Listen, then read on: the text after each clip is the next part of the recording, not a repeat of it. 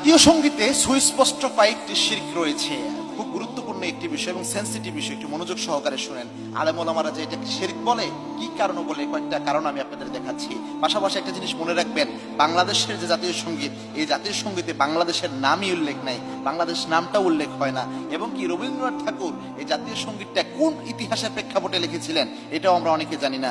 যখন বঙ্গভঙ্গ হয়, অর্থাৎ আমাদের বাংলাদেশের এই অঞ্চলগুলো, যে অঞ্চলগুলো ছিল, এগুলা কিন্তু অনেক ক্ষেত্রে বৈষম্যের শিকার ছিল।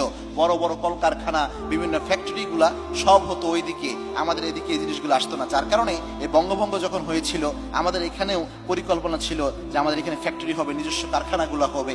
এটা যখন হলো এবং ভাগ হয়ে গেল, ওই সময় রবীন্দ্রনাথ ঠাকুর যেন এটা ভাগ হতে না পারে, আমাদের নামে আলাদা বিশ্ববিদ্যালয় যেন না হয়, এটার পর্যন্ত তিনি বিরোধিতা করেন। পাশাপাশি এই ভাগ যেন না হতে পারে, এই জন্য তিনি ওই সময় এই জাতীয় সঙ্গীত হিসেবে যেটা আমরা কি জানি, এটাকে তিনি রচনা করেন এবং এটাকে তিনি প্রকাশিত করেন। এবং কি উইকিপিডিয়ার তথ্য মতে জানা যায়, রবীন্দ্রনাথ ঠাকুর এই জাতীয় সঙ্গীতটাও চুরি করে নিয়েছেন, বিভিন্ন জায়গা থেকে তিনি চুরি করেছেন এই জাতীয় সঙ্গীতটা। এটা একটা গুরুত্বপূর্ণ তথ্য। সুতরাং এই জাতীয় সঙ্গীত নিয়ে আলেমরা কেন দ্বিমত করে, এর কয়েকটা কারণ রয়েছে। এবং মনে রাখবেন, আমরা গবেষণা ছাড়া এই জিনিসগুলো কিন্তু বলছি না। ইউনিভার্সিটিতে বাংলার উপর আমরা পড়ালেখাও করেছি, এবং কি আমি নিজেও ইউনিভার্সিটিতে পড়ালেখা করে honours masters first class first হয়ে গবেষণা করে এটা আপনাদের সামনে প্রকাশিত করছি। আমরা দেশের বিরোধী কোনো কথা বলছি না। এখানে জাতীয় সঙ্গীতের মধ্যে একটা জিনিস দেখেন, এখানে প্রথমেই কিন্তু বলা হয় যে চিরদিন তোমার আকাশ তোমার বাতাস, এই কথাটা বলা হয়। অথচ আকাশ বাতাস একমাত্র আল্লাহ রাব্বুল আলামিনের, যেটা আল্লাহ কোরআনে অসংখ্য জায়গায় বলেছেন, লিল্লাহি মা ফিস সামাওয়াতি ওয়া ফিল আরদ, এভাবে আল্লাহ রাব্বুল আলামিন জানিয়েছেন, যেটা কোরআনের বিধানের সুস্পষ্ট বিরোধী। আরেকটা জিনিস দেখেন, এই জায়গায় এখানে ওমা নামে একটা শব্দ তৈরি করা হয়েছে, বলা হয়েছে যে ওমা ফাগুনে তো রামের বনে, ওমা দিয়ে উল্লেখ করা হয়েছে, তাদের মাকে উল্লেখ করা হয়েছে। হিন্দুদের একটা কালচার হলো, তারা বিভিন্ন জিনিসকে দেবতা বানায় এবং দেবতাকে তারা মা হিসেবে আখ্যায়িত করে। দেখবেন গরুকেও তারা মা বলে, এই কাজটা কিন্তু তারা করে। তো যে জিনিসকে তারা পূজার মতো করে করে, ভক্তির মতো করে করে, এটা তাদের একটা সংস্কৃতি বা শব্দ, যে তারা মা হিসেবে সম্বোধন করে। এখানে যে মা হিসেবে সম্বোধন করছে, এটার মাধ্যমে একটা হিন্দুয়ানি কালচার কিন্তু এখানে ঢুকে গিয়েছে। এবং বিশেষ করে এই সবগুলোর ক্ষেত্রে যেগুলো আল্লাহর সৃষ্টি, এই জিনিসগুলাকে মানে ওমা বলে এখানে উল্লেখ করেছে, এইভাবে বলা হচ্ছে। যার কারণে আলেমরা বলছে এটা একটা সুস্পষ্ট শিরক। অনেকগুলো শিরক মিশ্রিত শব্দ এই জাতীয় সঙ্গীতের মধ্যে রয়েছে। দেখেন, আমরা কিন্তু অরিজিনালি যে জাতীয় সঙ্গীত বিরোধী বা দেশ বিরোধী এমন কোনো মানুষ নই।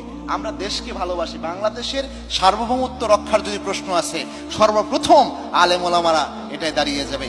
এবং কি আলেমরাই সবচেয়ে বেশি দেশকে ভালোবাসে। আপনারা দেখেছেন, ব্রিটিশ বিরোধী আন্দোলন থেকে নিয়ে শুরু করে যত বৈপ্লবিক কাজ হয়েছে, সব জায়গায় আলেমদের অ্যাক্টিভিটি রয়েছে। এবং কি রাসূল সাল্লাল্লাহু আলাইহি ওয়াসাল্লাম নিজেও দেশকে ভালোবাসতেন।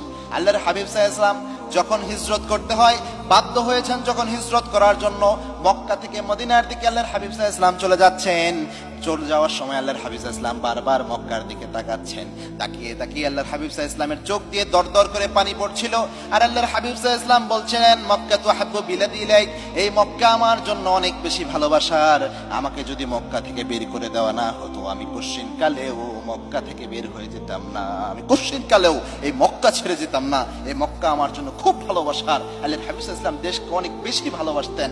এবং একটা কথা রয়েছে যে হুব্বুল ওয়াতন মিনাল ঈমান, দেশপ্রেম হচ্ছে ইমানের অঙ্গ, যদি একটা প্রবাদ বাক্যর মতো। তবে আল্লাহর হাবিব সাল্লাল্লাহু আলাইহি ওয়াসাল্লাম দেশের প্রতি মহাব্বত, এটা খুব গুরুত্ব আরোপ করেছেন। এবং আপনার দেশের উপর, মুসলমানদের দেশের উপর, ভূখণ্ডের উপর যদি আঘাত আসে, তখন সব মুসলমানদের ইমানি দায়িত্ব হয়ে যায় এটা, যে ওই দেশকে রক্ষা করার জন্য। সুতরাং আমরা দেশ বিরোধী কোনো শক্তি নয়। শুধু এটা আলেম ওলামাদের দাবি, ব্যাপারটি এমন নয়। যারা সুশীল সমাজ দাবিদার, এদের মধ্যেও দেখলাম অনেকেই এটার বিরোধিতা করছেন। অনেক গায়ক, অনেক শিল্পীরা পর্যন্ত, অনেক ইউনিভার্সিটির টিচাররা পর্যন্ত এটার বিরোধিতা করছেন। অর্থাৎ শিক্ষিত মহলের মোটামুটি সবাই এই জিনিসটার বিরোধিতা করছেন, যে আমাদের দেশ বাংলাদেশকে, বাংলাদেশের শব্দ উল্লেখ থাকবে, বাংলাদেশের স্বকীয় যে বৈশিষ্ট্য, আলাদা একটা দেশ, এটা উল্লেখ হবে। এরকম চিন্তা ভাবনা নিয়ে একটা সঙ্গীত হবে আমাদের জাতীয় সঙ্গীত, এটা হতে পারে না। এবং রবীন্দ্রনাথ ঠাকুর এটা এই জন্যই করেছিলেন, তিনি চাইতেন না যে আমাদের একটা আলাদা দেশ হোক, অর্থাৎ বাংলাদেশ একটা আলাদা ভূখণ্ড হোক, একটা আলাদা রাষ্ট্র হোক। আমাদের যে আলাদা একটা রাষ্ট্র রয়েছে, একটা যে আলাদা সার্বভৌমত্ব রয়েছে, এটাকে স্বীকৃতি দেওয়ার জন্য কিন্তু এই যে জাতীয় সঙ্গীত, এটা না। সুতরাং এই বিষয়টা আমাদের একটু মাথায় রাখা উচিত, যেটাকে আমরা জাতীয় সঙ্গীত হিসেবে পড়ছি, অথচ এটা আমাদের দেশের স্বার্থের বিরুদ্ধে। এবং রবীন্দ্রনাথ ঠাকুর সারা জীবনই বাংলাদেশের স্বার্থের বিরুদ্ধে ছিলেন। যখন ঢাকা বিশ্ববিদ্যালয় করার প্ল্যান করা হয়, সবচেয়ে বেশি বিরোধিতা করেছেন এই লোকটি। সুতরাং আমাদের উচিত হচ্ছে আমাদের নিজস্ব যে কবিরা রয়েছে, বিশেষ করে দেখেন আমাদের কাজী নজরুল ইসলাম তার অনন্য লেখা, তার লেখা দিয়ে তিনি মানুষের মন জয় করে রেখেছেন। কিয়ামতের আগ পর্যন্ত হয়তোবা তাকে মানুষ মনে রাখবে, এত সমৃদ্ধশালী লেখা তিনি লিখেছেন, যেখানেই কলম চালিয়েছেন যেন সোনা ফলেছে, এত চমৎকার লেখা লিখেছেন কাজী নজরুল ইসলাম। তার বিভিন্ন লেখাগুলোকে আমাদের জাতীয় সঙ্গীত বানানো যায়, অথবা আমাদের দেশে অনেক মেধাবী গীতিকাররা রয়েছে যারা অনেক ভালো লিখতে পারেন, তাদের মাধ্যমে একটা জাতীয় সঙ্গীত রচনা করা যায়। এই জন্য আমরা নিজস্ব সংস্কৃতিতে যেন বুলন্দ হই। আর এটা মনে রাখবেন, কখনোই আমরা দেশ বিরোধী নই, বরং আমরা আল্লাহর দ্বীনের জন্য, আমাদের এই দেশের জন্য আমরা রক্ত দিতে পর্যন্ত প্রস্তুত রয়েছি। কেননা আল্লাহর হাবিব সাল্লাল্লাহু আলাইহি ওয়াসাল্লাম নিজেও রাষ্ট্র রক্ষার জন্য রক্ত দিয়েছেন। যখন রাসূল সাল্লাল্লাহু আলাইহি ওয়াসাল্লামের মদিনা রাষ্ট্র আক্রমণের প্রস্তুতি করা হয়, আল্লাহর হাবিব সাল্লাল্লাহু আলাইহি ওয়াসাল্লাম তার রাষ্ট্র রক্ষার জন্য, সার্বভৌমত্ব রক্ষার জন্য আল্লাহর হাবিব সাল্লাল্লাহু আলাইহি ওয়াসাল্লাম জিহাদের ময়দানে হাজির হয়েছে। 27টা যুদ্ধ বা 28টা যুদ্ধ সরাসরি একদম পরিচালনা করেছেন আল্লাহর হাবিব সাল্লাল্লাহু আলাইহি ওয়াসাল্লাম, শুধুমাত্র রাষ্ট্রের সার্বভৌমত্ব রক্ষার জন্য। সুতরাং আমাদের দেশ যদি আঘাতপ্রাপ্ত হয়, কোনো ধরনের অপসংস্কৃতি যদি আমার দেশে ঢুকতে চেষ্টা করে, অথবা পরাশক্তি যদি আমার দেশের উপর কোনোভাবে প্রভাব বিস্তার করতে চায়, সবার প্রথমে আমরাই ইনশাল্লাহ দাঁড়িয়ে যাব। আল্লাহ রাব্বুল আলামিনের কাছে সব সময় আমরা দোয়া করি, আল্লাহ রাব্বুল আলামিন আমার এই লাল সবুজের পতাকা, আমার এই বাংলাদেশকে সকল প্রকার অপশক্তি থেকে আল্লাহ রাব্বুল আলামিন হেফাজত করুন। আল্লাহুম্মা আমিন।